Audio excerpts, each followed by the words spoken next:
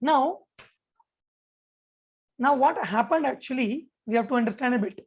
You see, in the second chapter, Krishna explained the knowledge of soul to Arjun.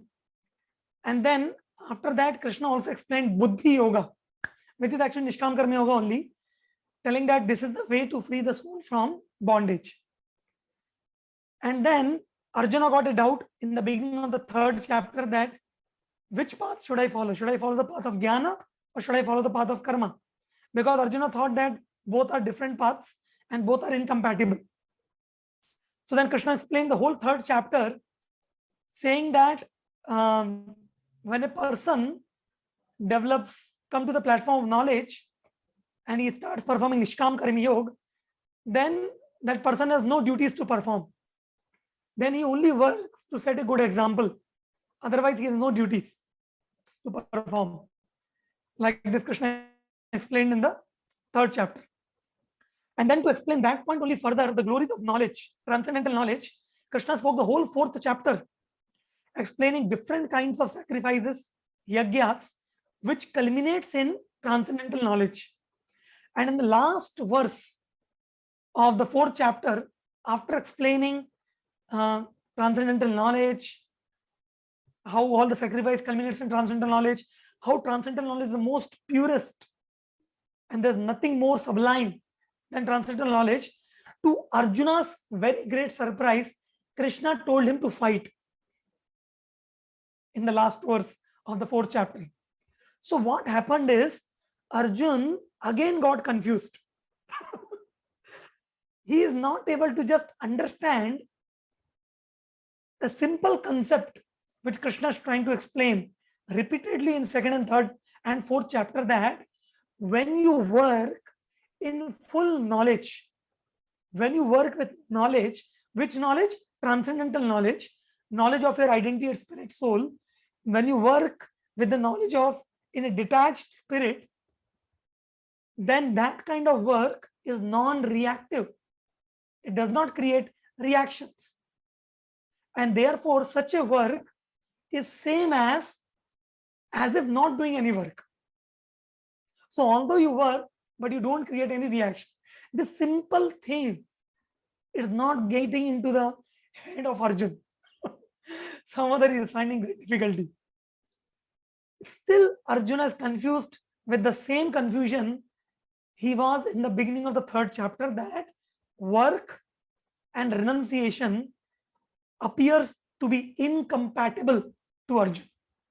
And therefore, in the beginning of the fifth chapter, again Arjuna is asking the same question, very similar to what he asked in the third chapter, that which is better? Working is in devotion is better, Nishkam Karma Yoga is better, or renunciation of work is better? So now Krishna will again explain the whole chapter for Arjuna, but this time Krishna tried to go little more deeper into the concepts, little more profound, in order to convince Arjuna of what he is trying to say. So here we can see one of the qualities of Lord Krishna, that how merciful and how kind and what a wonderful teacher Lord Krishna is. Arjuna is asking the same doubt again, and Krishna explained 2 chapters to clarify the doubt, and still is the same doubt. But Krishna is not saying to Arjuna, you fool, or from last so many sessions I am explaining the same concept. It's not getting into your head, forget it. You go to jungle. No. Krishna is not saying like this. Krishna is again very patiently, like a loving well-wisher friend, is continuing to explain Arjun the concepts till the time he become completely pacified. So as you can see here, connection between the third and fourth chapter, as in the red lines I have written, Arjuna is confused again as he is not able to understand that work in full knowledge is non-reactive, and therefore the same as inaction. Work and renunciation still appears to be incompatible to Arjuna. So therefore chapter 5 opens with Arjuna's question. So what is the question? So here the question which Arjuna is asking. So Arjuna said, "O Krishna, first of all you ask me to renounce work, and then again you recommend work with devotion. Now, will you kindly tell me definitely which of the two is more beneficial for me? So like this, the first verse of this chapter is beginning. And what Krishna is answering? So Krishna is very answering in a very amazing and very wonderful way. Krishna is saying here, Shri Bhagavanu Vacha Sannyasa Karma Yogascha Nishreyasa Karavubhau Tayostu Karma Sannyasat Karma Yoga Vishishyate. Krishna is saying, the personality of Godhead replied, the renunciation of work and work in devotion are both good for liberation, but of the two, work in devotion is better than renunciation of work.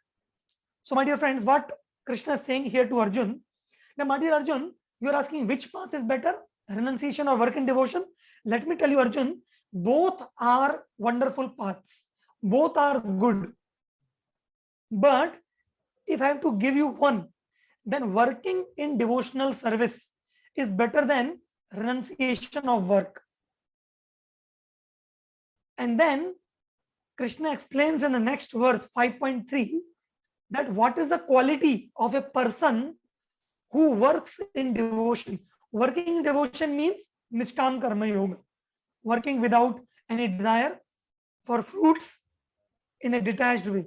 So in the 5.3, Krishna explains this particular verse saying that Geyasa Nitya Sannyasi Yona Dveshtina Kankshati Nirdvando Imahabhao Sukham Bandhat Pramuchyate. So here in this verse, two qualities Krishna is highlighting of a person who works in work in devotion.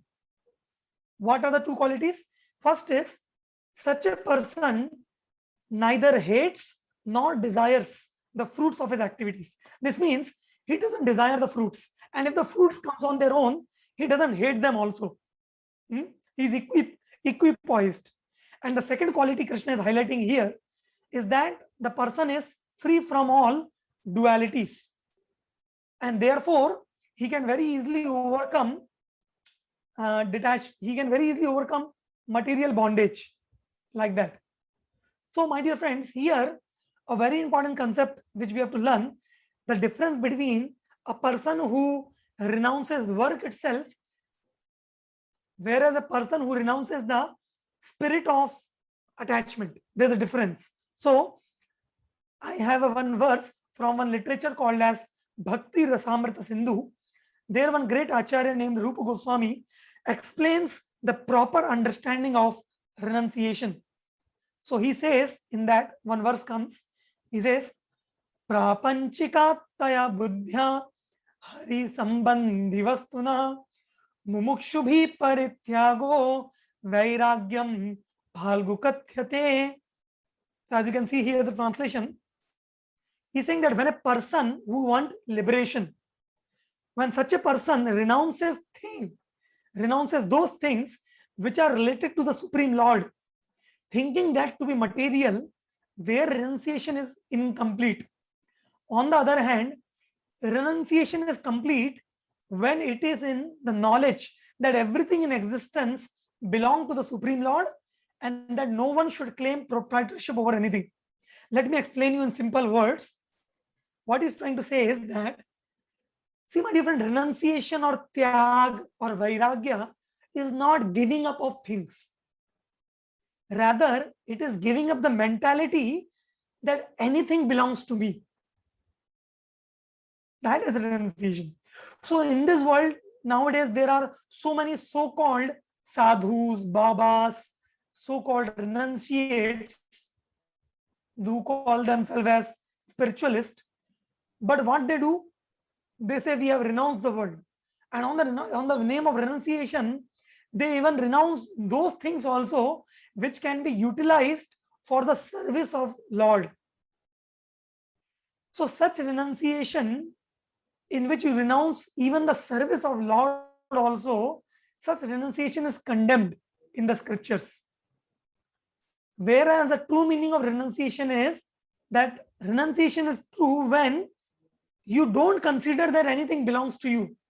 Even your own home, your own property, your own wife and children. You don't consider that they are your property. You consider that everything belongs to God. Everything belongs to Krishna. But Krishna has given these things under my care as a caretaker. So I'm taking care of my wife, children, house, property, money, whatever, on behalf of God. And I will utilize all these facilities in the service of God. It's like when you take bath in Mother Ganga, sometimes in the river, you take some handful of water in the hand and then you offer it back to Ganga. Correct? Or in Hindi they say, Tera tujhko arpan. Correct? So actually this is the real spirit of renunciation, where we understand and we acknowledge and appreciate this fact that actually on the first place, nothing belongs to me. So when nothing belongs to me, how can I renounce something? I can only renounce when something belongs to me.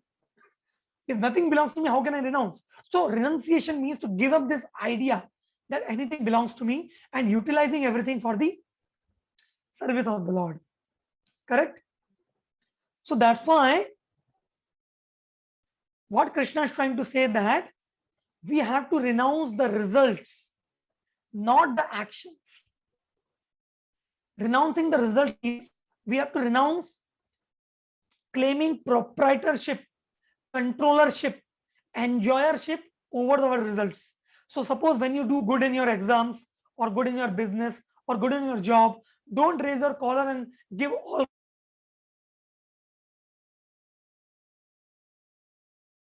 You cannot do anything. So God is not asking you to. Now here some more things are told. Some more things are told about Nishkam Karma Yoga. See, in Nishkam Karma Yoga, na, we have to shift our attitude and consciousness from doership to divine. Correct? It's not that you have to change your activities, but shift your consciousness. Eliminate the feeling that I did it, I only can do it. This I did it is like doership mentality. We have to give it up. Then one has to accept and understand that we can't do anything on our own in this world without God's sanction. In Nishkam Karma Yogi, understand this. There are many uncertainties in this world. Eliminate false ego and doership feeling while doing work as a faithful servant of God. Don't take any credit for work done and humbly surrender the rewards to God. So these are some of the characteristics, the attitude of a Nishkam Karma Yogi. He does not take credit because he understands, how can you take credit? You know, you are eating the food. The food is given by God, because of which you are getting energy, because of which you are able to work. Krishna says in Bhagavad Gita, Balam, Balam, Balam, Balavata, Chaham. I am the strength of the strong. The strength which you are working, God is giving you. Then you will say, but sir, I am working with my intelligence. Your intelligence is also given by God. Buddhir buddhir matamasmi tejas tejasvanamam. Krishna is saying, I am the intelligence of the intelligent people. You are breathing air. The air is given by God. You are taking sunlight, moonlight.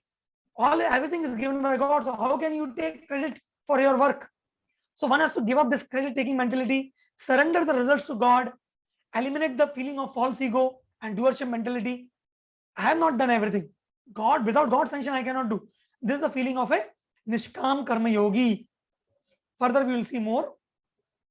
So then, you know, somebody may ask, sir, if I don't take any credit for my work, then what will be the motivation of my work? How will I work? Because in this world, people work with the motivation that, you know, I will show to the whole world what a champion I am, what I can do. I will show to everybody. Everybody will clap for me. You know, so that's what the motivation of people to work. Or people want to work for money. People want to work for resources. People want to work for name, fame. So if a Nishkam Karma Yogi gives up all this motivation, then what is his motivation to work? My dear friends, the things which I am going to explain now, if you understand it, your life will not remain the same. You will not remain the same. You will completely a transformed person, a complete paradigm shift in your life will come. You will never feel stress in your life. You will never feel depressed, morose, or disheartened if you understand this particular concept, which is a central theme of our session today. So what should be our motivation to work and what should be our motivation to live in this world? The motivation is this. First, purification of heart. So here the concept is saying that the world is self-sufficient and it will continue to operate forever even without us. So that's why we only require to do good work basically for helping ourselves to purify our heart from the problems of lust, anger, greed, illusion, envy. From this, we have to purify our heart, elevate ourselves, and revive our original pure nature. And we have to understand that everything is ultimately done by God only. You see, my dear friends, God does not depend on you or me for running this world. Suppose tomorrow I die of COVID, do you think the world will stop functioning? Do you think the problems of the world will solve? No, the world will run as it is running. Sometimes because of our ego, we think that I'm too important. If I'm not there, nothing will happen. So we have to understand, Nishkam Karma Yogi, that we are simply given opportunities to help others by God to improve ourselves. My dear friend, in this world, the only person we have to change, the only person we have to improve, the only person we have to rectify is ourselves. There's the saying which says that, earlier I used to think that I will change the world, but I became frustrated. I understood that it is not possible. Then I decided to at least change my country. I understood that is also difficult. Then I decided to change my state. I understood that is also useless. Then I decided at least to change my city. I became completely disheartened. Then I thought, okay, at least I will change my family. Most biggest illusion, 100% failed. Then I decided I will change my wife or husband. Oh, most frustrating. Finally understood. Better let me change myself only. So this is the motivation. So purification of heart, everything is ultimately done by God only. And the next, they are saying that same concept. Again, next concept, I'm not indispensable. Indispensable means it's not that somebody cannot replace me. To do good things in this world, God has many agents. If I'm not willing to cooperate with God in doing good in this world, God will appoint somebody else. It's not that, God has thousands of other means to provide help to other people if it's so desire. So I should not feel proud. That's why I am not helping God or I'm not helping anybody else. I'm only helping myself. So any egocentric feeling of helping anybody in this world should be totally eliminated. This is the attitude of a Nishkam Karma Yogi. In fact, if we have ever done any help to others, we should immediately forget it. And we should never forget the help done by others. Obviously, don't apply this philosophy on others. The philosophy is for ourselves. If somebody is helping you, don't tell them, hey, don't take the credit of helping. Don't you heard the lecture today? Don't tell like that. Apply the philosophy on yourself. So, my dear friends, this should be the motivation of our work. If we live in this consciousness, I can assure you on the authority of Bhagavad Gita that you will never be frustrated in your life. You will never be depressed, never be morosed. But because, we live with big egos in this world, we think ourselves too important and we think ourselves, indispensable. We think ourselves God, powerful, controller like this. We have to understand that we are so insignificant, so tiny. At any moment, we can die. So we have to learn how to perfect our life, how to attain God, His service, His bhakti, His devotion. That is the purpose of life. That is the goal of life. Live happily. Why to live miserably? Expecting others to respect us, expecting others to honor us. It's only frustrating. So that's how a Nishkam Karma Yogi lives. So that's why Krishna told Arjuna that the path of Nishkam Karma is better than sannyas. Now in the coming slides, Krishna is going to explain further benefits of performing Nishkam Karma and how it frees one from bondage. So my dear friend, now the coming shlokas are very, very philosophical in nature, but it's not very difficult to understand. So now the first section we completed 5.1 to 5.6.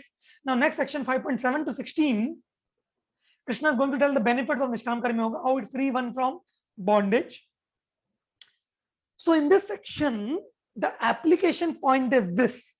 The application point is, based on just now what I explained you, the motivation for work, a Nishkam Karma Yogi, his goal is to attain service of God or go to the kingdom of God or liberation or whatever you want to say. So he very clearly understands that, my life in this world, which is called material world, it's an incompatible life. Why? Because I am a soul, but I am in a foreign place surrounded by matter. You see, my dear friends, previously I told you, the soul belongs to the spiritual world, the realm of spirits. But currently leaving the spiritual world, the soul has come to the world of matter, and hence it's incompatibility. It is like, trying to insert a what do you call it? A CD, computer CD, It's like trying to insert a computer CD in a floppy passage, something like that. Suppose your CPU has a, nowadays floppy doesn't comes, but suppose your previous computers have that floppy wala passage, but if you try to insert CD there, it will be like incompatible, correct? So like this, the soul's existence in this world is incompatible, and Nishkam Karma Yogi completely understands this point. That's why he only acts for purification unattached to material world.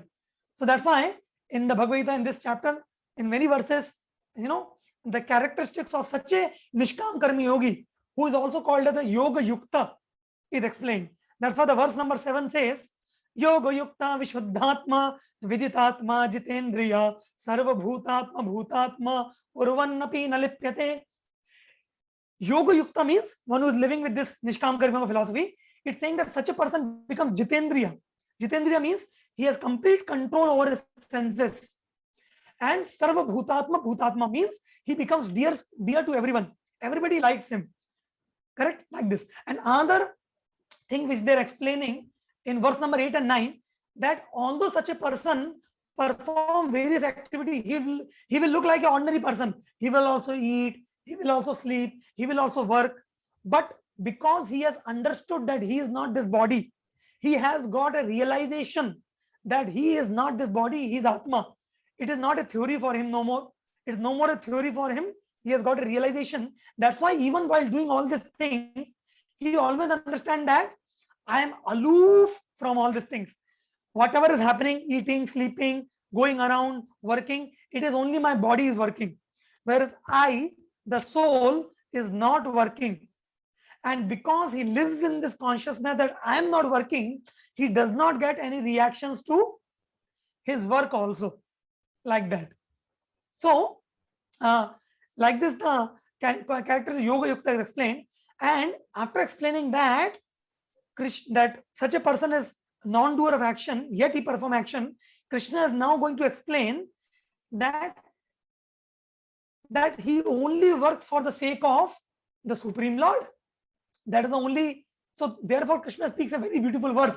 Verse number 10, Krishna speaks, Brahmani Adhaya Karmani Sangam Tyaktva Karotiya Lipyate Nasa Papena Padma Patram Ivambasa. You see, my dear friend, Krishna is giving such a beautiful analogy here that such a person, Yoga Yukta, which I just now explained, he is like a Padma Patram Ivambasa. Just like, a lotus leaf, if there is water on the lotus leaf, the drop of water, although situated on the lotus leaf, is never attached to the lotus. Even a slight wind will come, the drop will fall. So although the drop of water is on the lotus leaf, it is not attached. So it is said that you might have heard this famous saying that be in this world, but not of this world. And that's what exactly Krishna is trying to explain here in this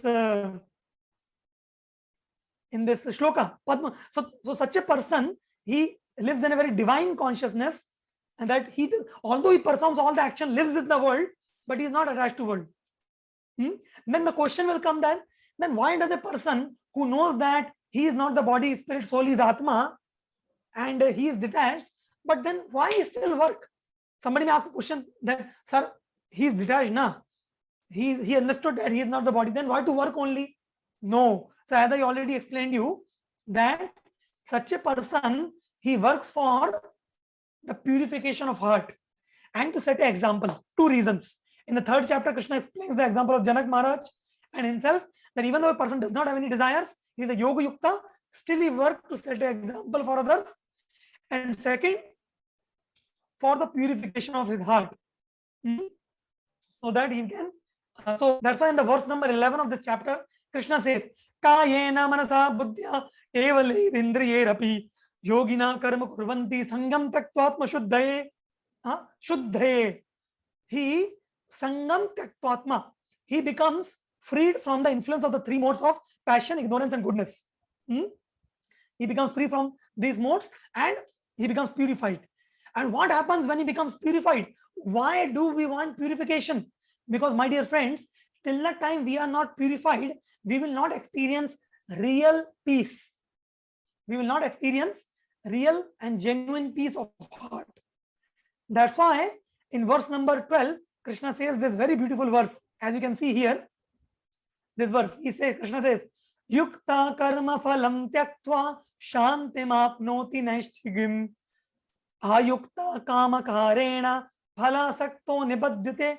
Please pay attention to your second line here. Shantim apnoti naishtikim. Naishtikim means naishtiki shanti. He attains very everlasting peace. Why? Because he has given up the desire for the fruits of his activity. So, my dear friends, why everybody in this world is very disturbed? Because of our desires to enjoy. So the more you reduce your desires to enjoy this temporary world, the more you can become peaceful. Otherwise, the more you try to develop more and more desire, I want this, I want this, I want this, I want this, I want that, then want, there's no end to your want. Your greed will increase, lust will increase, and you will get more and more bound in this entanglement of material life. That's why in verse number 12, Krishna is saying that if you live like this yoga yukta, then you will be getting shantim apnoti naishtikim. Like that. Now, in the further verses, Krishna is now going to explain a very important concept of the three doers, which I was saying that Krishna is going to explain the concept of three doers. Yeah. Okay, before that, I like to show you one example here. You see this. You know who is this? This is King Gaya, one very great king whose example comes in Srimad Bhagavatam. So how this King Gaya ruled his kingdom? See, he gave protection and security to the people. He managed to give sufficient food to people. He distributed gifts. He called for meeting. He gave good instructions. This is described in the 5th canto of Srimad Bhagavatam, chapter number 15, text number 7. But how does this King Gaya lived? Because he was a devotee. He was a Nishtam Karmi Yogi. So King Gaya was a householder. He was not a renounced person. But he strictly observed the rules and regulations of household life. He performed sacrifices. He was an unalloyed pure devotee of the Lord. And although he was perfect in all respect, he was not proud, he was not anxious to rule the kingdom. Like that Krishna is saying. So this is the concept. Now, Krishna will explain that how to reach this platform of King Gaya, or how we can reach this Yoga Yukta platform. For that, you have to understand a very important concept called as the concept of the three doers, which Krishna explains in the verse 13, 14, 15, and 16. Let me tell you in summary what Krishna says.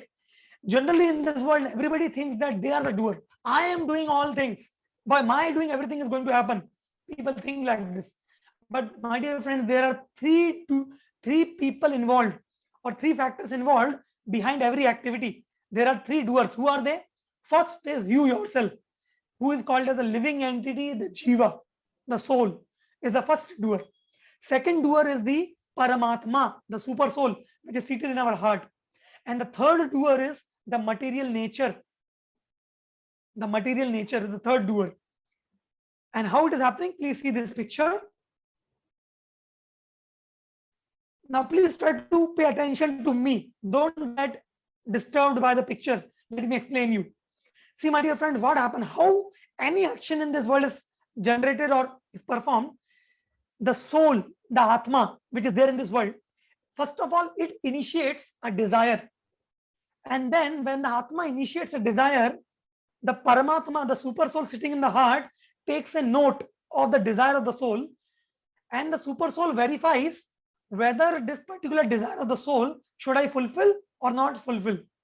So then the Paramatma checks our karma account, and if the Paramatma sees that okay, he is desiring such and such thing, and his karma allows him to get this, then the Paramatma sanctions that desire.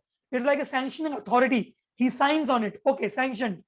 And then Paramatma, which is God, he instructs or he gives direction to the material nature, the three modes, that please fulfill the desire of this soul. So after receiving the order of the super soul, material nature through three modes, sattva guna, rajoguna, and tamoguna, fulfills the desire. So what is happening, my dear friends? We are souls. So as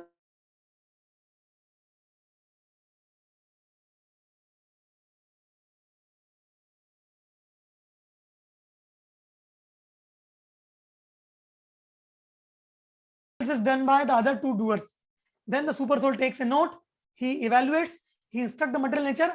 Then whatever else happens, the movement of your hands, legs, body, even blinking of eyes, your performance of various activities, they are simply done by material nature.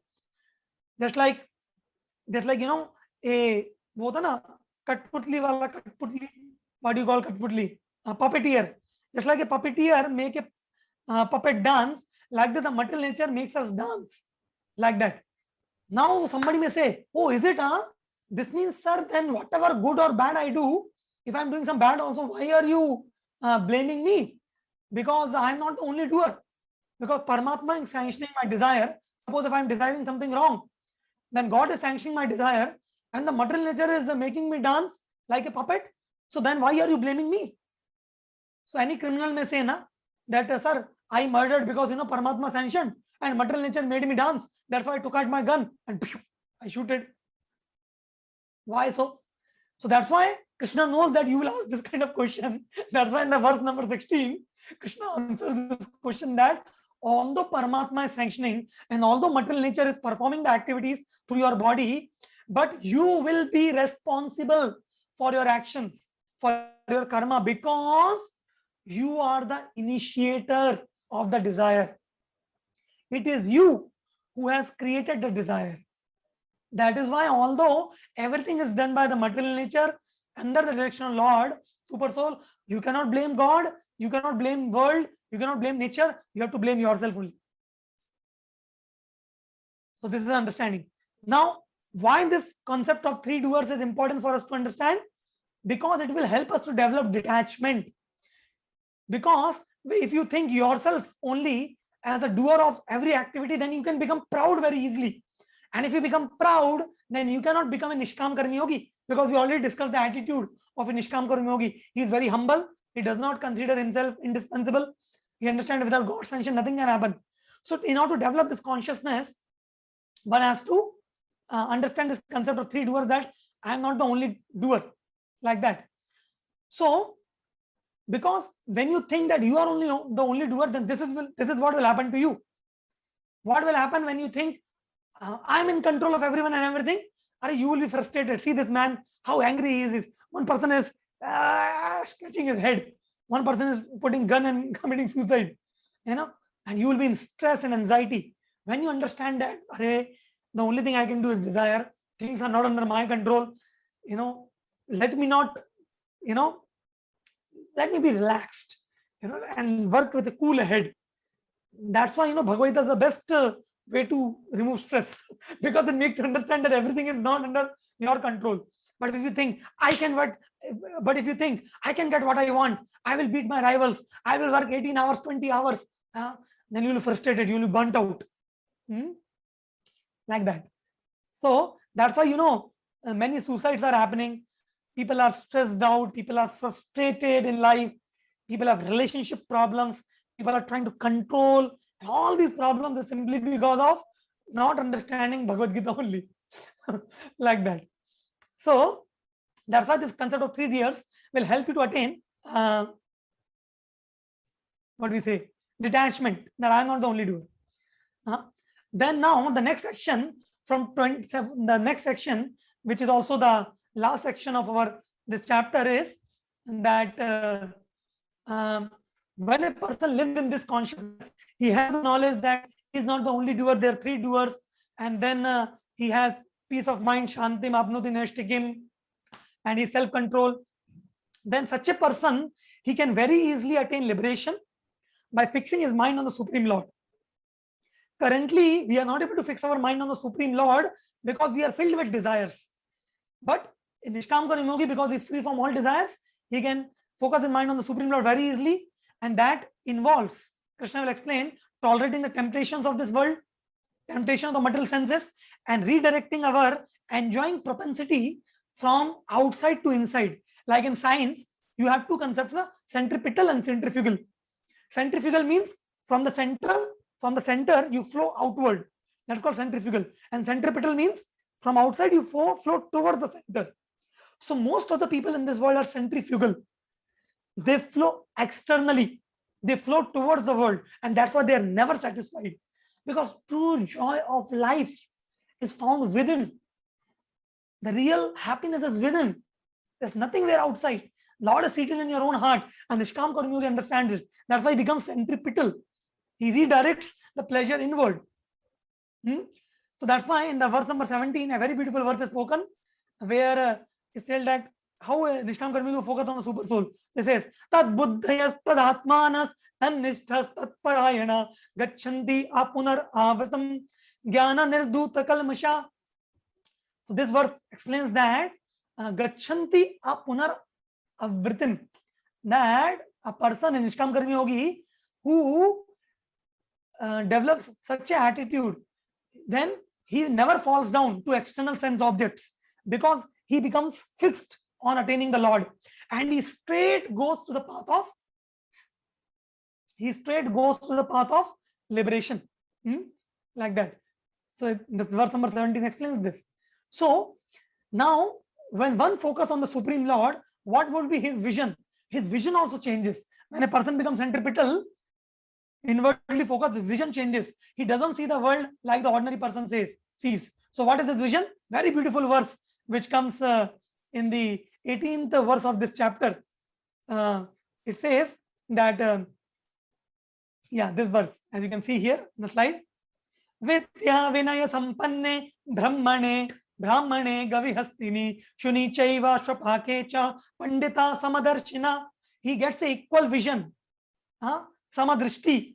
The humble sage, by virtue of true knowledge, sees with equal vision a learned and a gentle Brahmana, a cow, an elephant, a dog, and a dog eater. As you can see in this picture, this particular devotee, he is seeing the presence of the Lord in the heart of everyone. In the elephant heart also, cow also, dog also. He sees everybody equally because he sees everybody with a spiritual vision. He does not discriminate on the basis of body. And with such a vision, he almost attained the platform of transcendence, the Brahman platforms. And because he has developed this vision, he has already conquered death. He is beyond death now. It is a matter of time that he will just leave this body, this external body, and he will go to the kingdom of God. He will attain liberation, he will attain moksha, or he will attain whatever, the supreme destination. So when you develop that vision, so that is what happens. That's the benefit of focusing on the super soul, Supreme Lord, centripetal, Nishkam Karma Yogi, like that. And then in the two verses 20 and 21, in this also Krishna explains very clearly the symptoms of a self-realized person. So Krishna now goes on glorifying such a person. Krishna says that such a person never becomes very happy when he gets something desirable, and he doesn't become unhappy when he gets something undesirable. Generally in this world, when you get something which you don't want to get, which you don't want, but it still comes to you, become very unhappy. Oh, why it happened? And when you get something which you wanted, you become very happy. But such a person remains equipoised, either good, either bad. He remains equipoised. He does not become disturbed by such things, like that. So, and also he becomes detached from the external pleasures, the pleasures of this world, even the highest pleasure of this world, sense gratification, even sex life. Such a person becomes completely distasteful towards even sex also. Why? Because you see, it is said in the scriptures that sex life is the greatest pleasure in this world. But when a person experiences inner happiness, he can even transcend that pleasure, because he experiences a much more higher pleasure. That's what a Nishkam Karma Yogi is. Because you see, my dear friends, in this world, sex life is a very powerful impetus to work hard. Why everybody is working so hard in this world, going from here to there, going from here to there? Because the whole world is trying to impress each other. Men is trying to impress women, women is trying to impress men, and in the impressing business, the whole world is running. But a Nishkam Karma Yogi becomes completely detached from such a third-class idea. And that's why he can work with much more vigor and much more energy, but without any impetus for any sense gratification. That's his That's his caliber actually.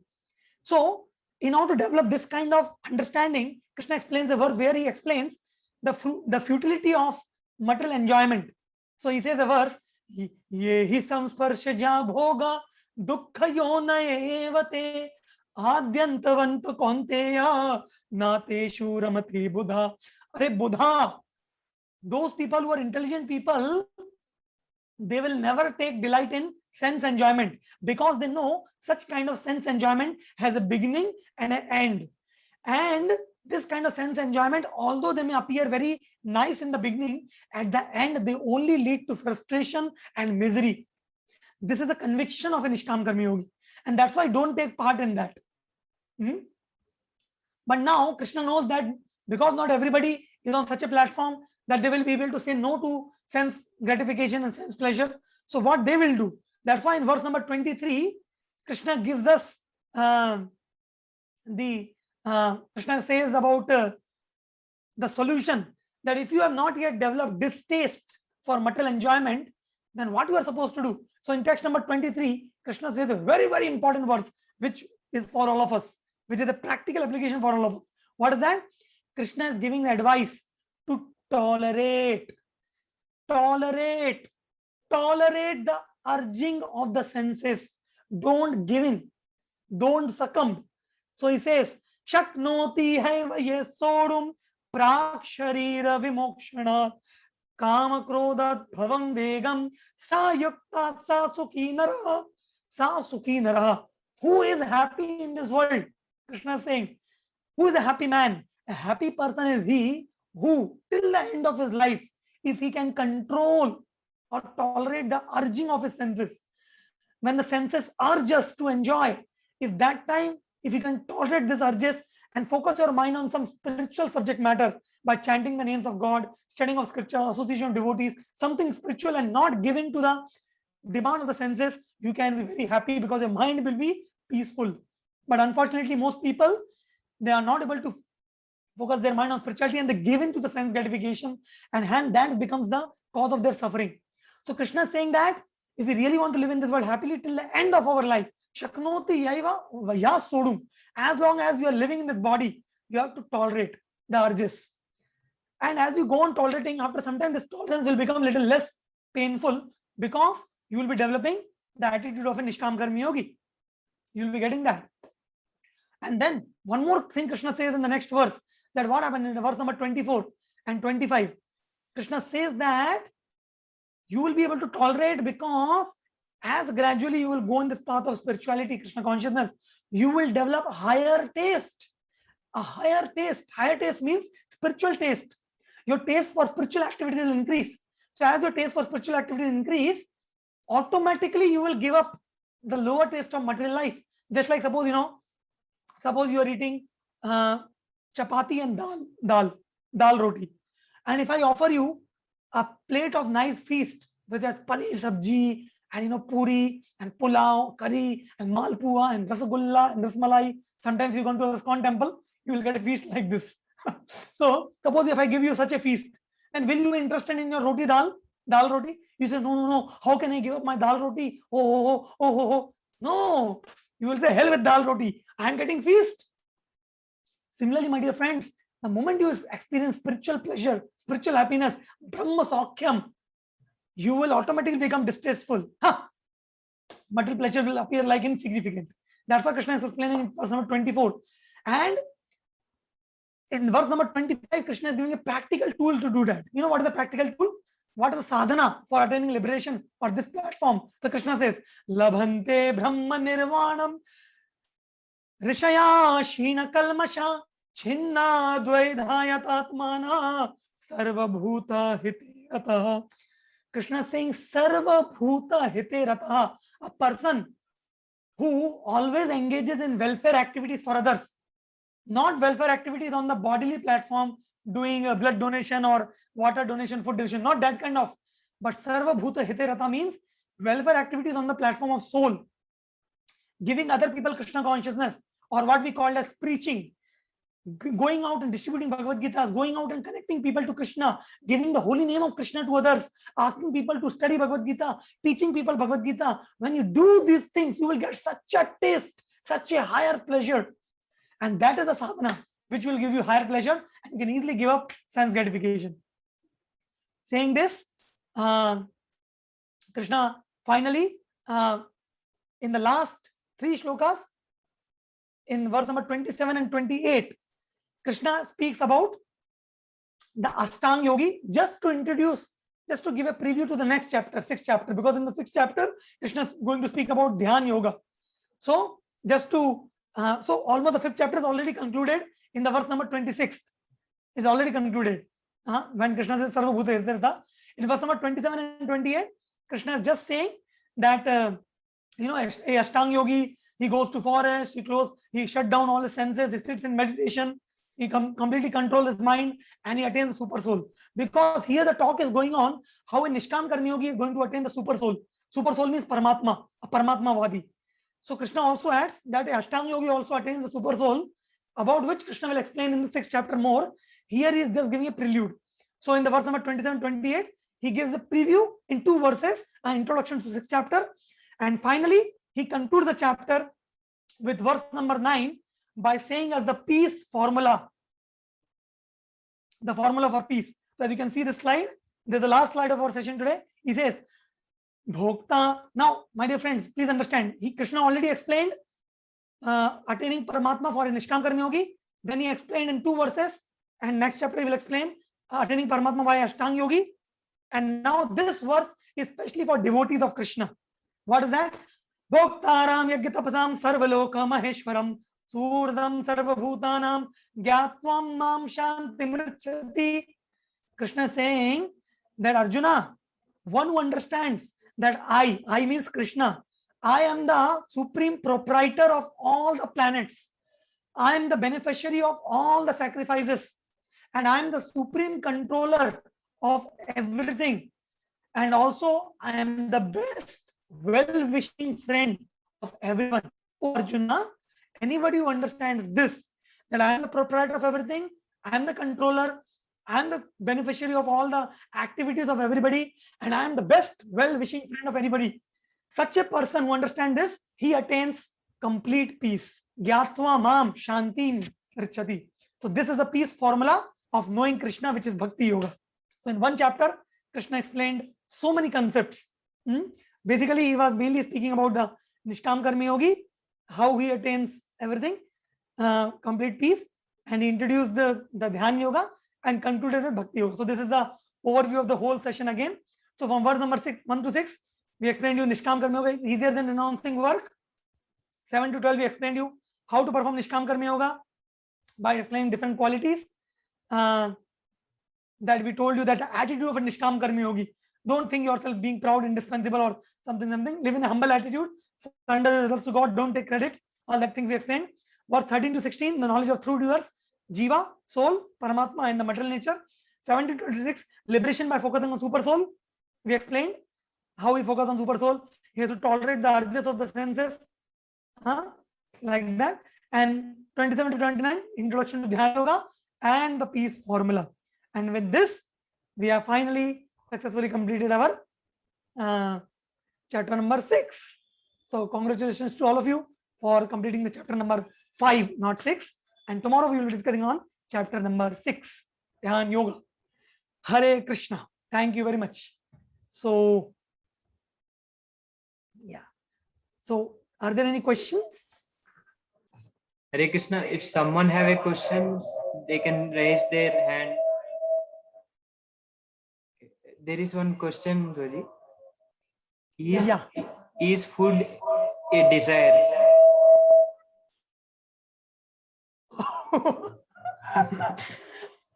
Amazing.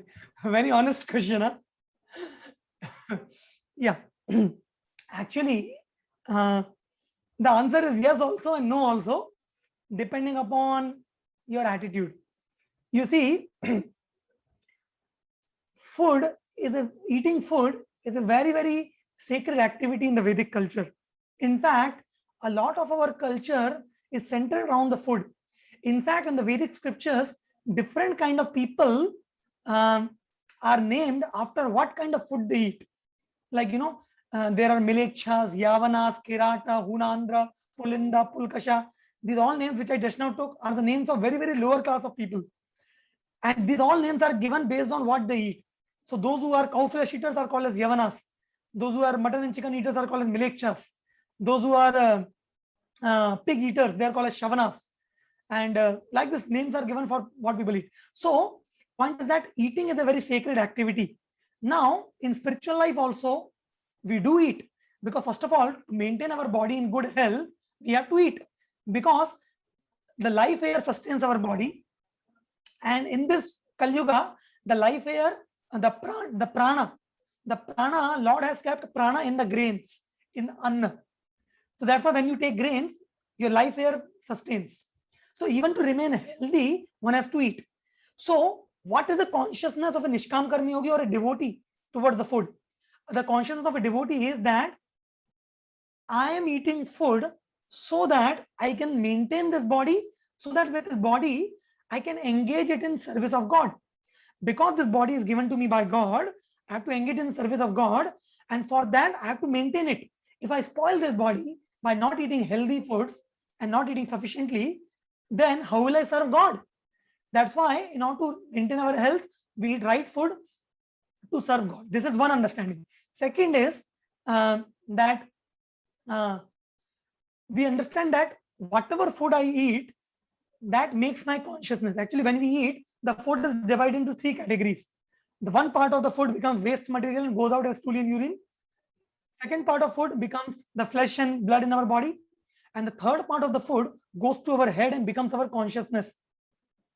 So depending upon what kind of food I eat, I get a particular consciousness. So a Nishkam Karmi Yogi or a devotee, he wants to maintain his consciousness very pure so that he can focus on the Supreme Lord very easily. So, and food is a very prominent ingredient in this world to maintain the consciousness. Because if I eat the right food, I will have good consciousness, then I can perform all my duties also very nicely and serve the Lord also very nicely. So for that also, food is eaten. So these are some of the right desires, and with this desire, we should eat food. In fact, in our Krishna consciousness movement, our movement is very much centered around food. In fact, Srila Prabhupada started this whole society based on prasadam. When Prabhupada went in the West and preached, people in the West can hardly understand Bhagavad Gita. What do you understand about Gita? Prabhupada just made amazing prasadam, kachoris and samosas and apple chutneys and gulab jamuns, which are called as corn bullets. And people were just mesmerized by the kind of prasadam. And they used to come for programs just for prasadam. We also experience that when we do programs, many people don't come for lectures or philosophy. Many people come for prasadam only. But because they're eating sanctified spiritual food, they become eventually purified, because sanctified food purifies us and it develops our spiritual acumen through which we can understand Krishna consciousness. So that's why this food is very important, and such a desire is not a material desire. So please understand that, spiritual life never say that you have to finish off all desires. When we say that you have to reduce your desires, that does not mean that you have to become a stone. Because only a stone or a dead man doesn't have desire. As you are as long as a being, and you are going to be living being, your soul never die. So you are always going to have desire. So reducing desire means changing the quality of our desire from material to spiritual. There are so many so-called spiritual organizations which say, finish off all your desires. Don't think anything. Don't do anything. No. We don't say that. We say, think, desire, but learn to desire spiritually. You can have unlimited desires, but desire spiritually. That's our philosophy. We don't say, Gandhiji ki tarah, shut your eyes, shut your ears, shut your mouth. No. In fact, we say engage your eyes in seeing the beautiful darshans of Krishna. Engage your ears in hearing the philosophy of Bhagavad Gita, hearing the holy names. Use your mouth to chant the holy names, take prasadam. Engage your hands and legs for going to temple, cleaning the temple, doing variety of services to the Lord. In this way, live a very engaged life. Not a, that kind of. So that's why desires are not supposed to be given up, but quality of desires has to be changed. First thing. Second thing, when the desire for food is wrong, when we have a gluttonous idea. Gluttonous idea means when we are a when we have a long tongue. You know what is the meaning of long tongue? Long tongue means sometimes people, like, you know, when I was in Pune, I was studying Symbiosis that time. Some of my friends, you know, for taking dinner, they used to drive from Pune to Mumbai to eat in one particular restaurant.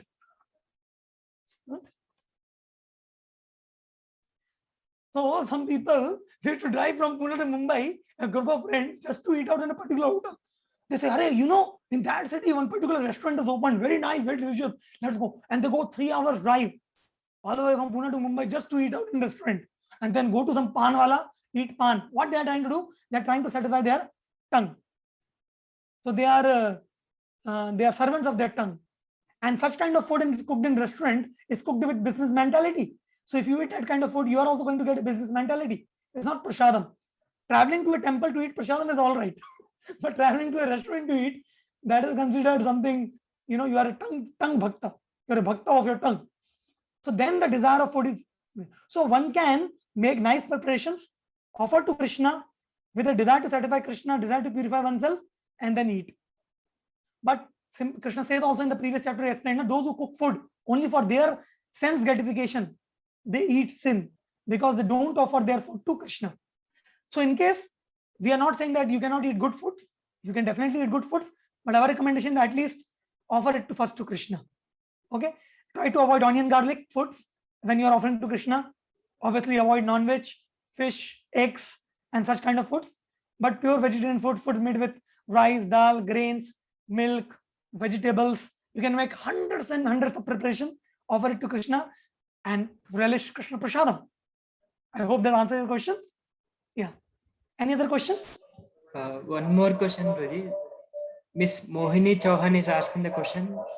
Sometimes we don't have desire, but still good and bad things happens. What does that mean? Should we control things or should we leave it on Krishna? Sometimes we don't have desire, but good and bad things happen. Okay, not sometimes, actually most of the time things doesn't go the our way. Only sometimes things go the our way. You know, most of the time things does not go our way only. Yeah. So, Satish, you please switch off your mic, it's echoing.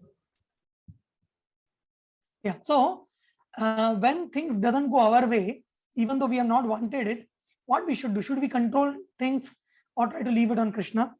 Well, again, it all depends on what kind of situation it is, how much it is under your control. So basically, generally, what we try to do is, we first try to do whatever is in our hands. For example, suppose now during COVID time, suppose if any of our family members is getting COVID, so we just don't throw them to oblivion. We try to help them as much as possible, making sure that we ourselves are not affected. Because if we ourselves get affected, then how we can help them? So we can do things as much as in our hand, but then when things are going out of your control, and how do you know things are going out of your control? You know, you will start becoming stressful. You will start coming in panic zone. You will start becoming depressed, morose. Your spiritual practices will become disturbed. Your faith on God will start going disturbed. So when this symptom starts coming, you understand that things are now not under your control. That time you simply take your mala and chant Hare Krishna, Krishna Krishna, Hare Hare, Hare Rama, Rama Rama, Hare Hare. Oh Krishna, I have done whatever best I can do. Now everything is in your hand. You decide, like that. So yes, we have to try whatever is in our hand. But if we are going in a panic zone, if we are getting in a very distressed out and depressed zone, and so then it's a symptom that it's a sign and symptom that now things are not under your control. So don't become stressed out. Prabhupada says a very beautiful statement in this purpose in Bhagavatam. He says that there's no cause in lamenting for a situation which is not under your control. There's no cause of lamenting in a situation which is, suppose if any of our family members is dying because of COVID, you know, so, and if you have tried your best to protect them, but still, you know, they have to leave their bodies. So then why to lament? Understand Krishna's will and try to help them spiritually. Chant for them, chant Hare Krishna for them. Show them the photo of Radha and Krishna. Tell them, don't worry, you are just going to change the body. You know, you're just going to from one body to other body. Like that. So try to help them spiritually instead of lamenting. Obviously, some pain will happen, some sorrow will come because we love them, but still understand that. Like that. One more question, Guruji. Yeah. Miss Mohini Chauhan is asking, talking about renounce the enjoyment, should we not enjoy success? Okay, should we not enjoy success? Renouncing the enjoyment. Okay, good question. We can definitely enjoy success, but as I told, what is our definition of success and how do we perceive success? Actually, if we are very honest with ourselves, we will come to know that behind our success, we are not the only doers. And therefore, when we want to enjoy success, then the right way of enjoying success is to enjoy it in shared way. In a shared way. So the wrong way of enjoying success is to, raise one's collar and say that, so all of you see how great I am. I have done this. I have achieved this. I have got this result for myself by my own prowess and by my own work. This is the wrong way of enjoying success. Taking all credit for yourself. But the right way of enjoying success, even from a worldly point of view, think about it. That even from a worldly point of view, have your parents not raised you from childhood? Have they not given you good education? Have they not given you good sanskar? Have they not given you all the facilities because of which today you are able to gain all the success? So even you can share your success with parents and give credit to them.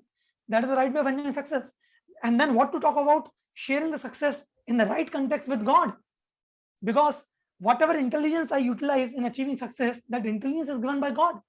Whatever energy which I utilize in getting the success, that energy is given by God. The food grains is given by God. The air I'm breathing is given by God. The sunlight, the moonlight, the resources are given by God. Everything is arranged by God. I only did 20% work. So how can I take all the credit of success for myself? So yes, enjoying success is allowed, but we should know how to enjoy success. So share the success with others, give credit to others also, and in that way you will really enjoy your success. You will really feel grateful, gratitude, feel worthy, and feel a shared sense of success. That is the real way of enjoying success. Another question, Ravi. Mr. Teja is asking how to control too much caring and conservativeness towards family members. Okay, how too much caring and can you repeat the question? Too much caring and conservativeness for family members, how to control? Okay, how to control over conservative and caring nature towards the family members? Okay, good question. First of all, please understand that our understanding of detachment should not be in the wrong context that we become irresponsible towards caring for our family members. That is not the right understanding. That is not what Krishna is trying to explain by saying renunciation here. The right consciousness, first of all, we have to understand that I am a caretaker. I am a caretaker means all the family members are children of God, and on the behalf of God, I am trying to take care of them. So I should try my best to provide for them, to care for them, to be affectionate towards them. And most importantly, not just care for them on a material level by taking care of their food, clothing, shelter, but the best care after assuring all food, clothing, shelters, to give them chance to practice Krishna consciousness, to give them spiritual opportunities, to take them to temple, to make them meet with devotees, to make them understand the knowledge of scriptures. That is also a part of care.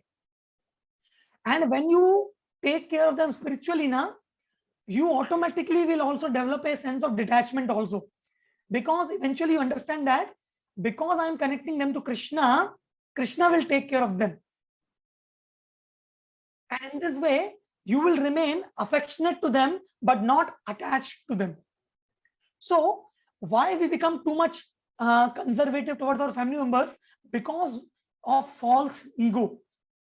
Because of false ego, what? First of all, we think that I am this body and everything connected to this body is mine. So I am this body and my family members are mine. So this sense of I and mine, the sense of proprietorship is very deep rooted.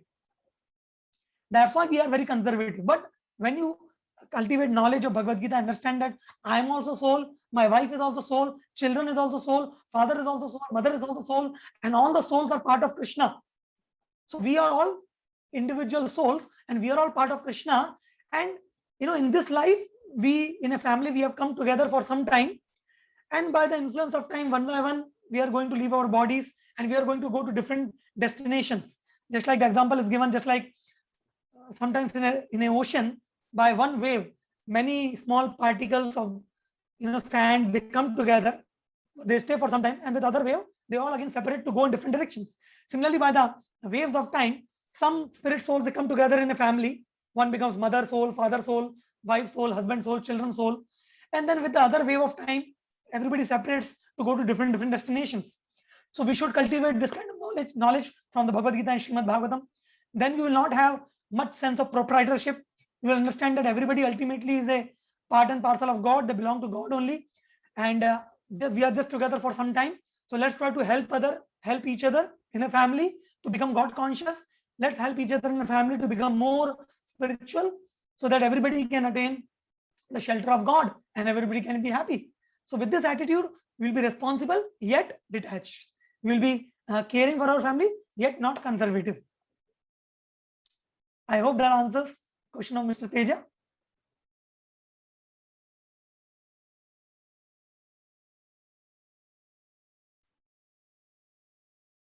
Any other question?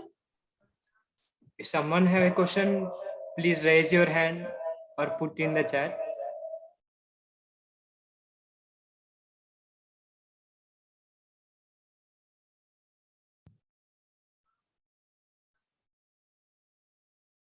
Okay, so I think no more questions are coming. Then we can end here for today. Okay, so thank you all very much for your kind and patient hearing and for your very nice questions. The questions are so nice that I am also very inspired to give answers. Thank you all very much. See you tomorrow for our chapter number 6. Hare Krishna. And Satish, please collect feedback from everybody, whether they want to improve anything or this or that. Accordingly, we'll try to modify. Thank you. Hare Krishna. Srila Prabhupada ki jai. Thank you.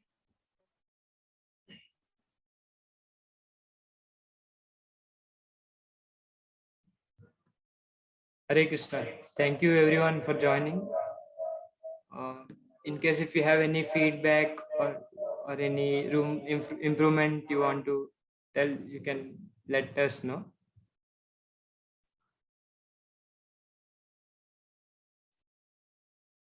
Quiz link will be shared in the WhatsApp shortly.